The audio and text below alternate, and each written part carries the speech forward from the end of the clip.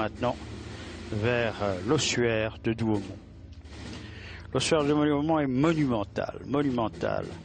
Et le corps principal est un cloître long de 137 mètres où se trouvent des alvéoles et 46 tombeaux, un pour chaque secteur principal du champ de bataille d'Avocourt aux Éparges.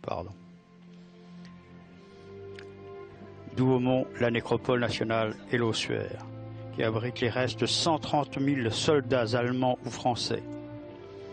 Dans l'axe, au-dessus du porche principal, se dresse une tour des morts de 46 mètres, aménagée en phare, dont le faisceau lumineux balaie l'ancien champ de bataille.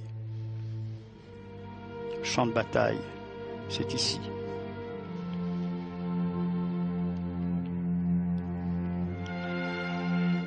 À proximité de la nécropole se dressent d'ailleurs deux autres monuments confessionnaux.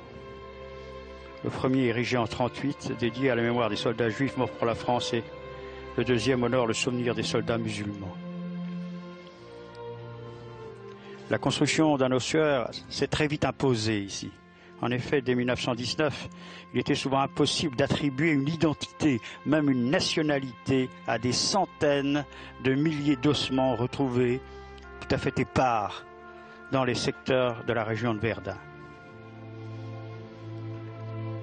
Et en 1923, le service des sépultures militaires et les génies de Metz déminaient, déblayaient, aplanissaient un terrain qui allait accueillir les dépouilles de soldats enterrés dans les divers cimetières des communes de la zone rouge.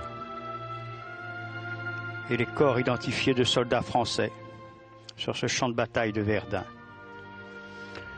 Et là, ce seront jusqu'à 500 corps par mois que l'on va continuer à découvrir. 16 142 tombes sont regroupées sur 144 380 mètres carrés.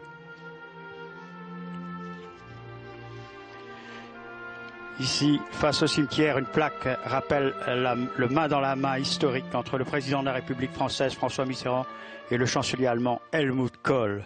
Cela scellait la réconciliation franco-allemande le 22 septembre 1984.